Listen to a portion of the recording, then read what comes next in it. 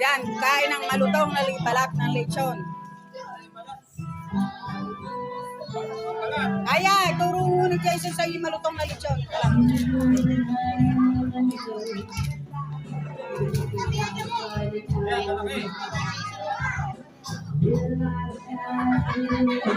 Kain ng balat na lechon. Ay, hindi pa na isasaw-saw sa sarsa.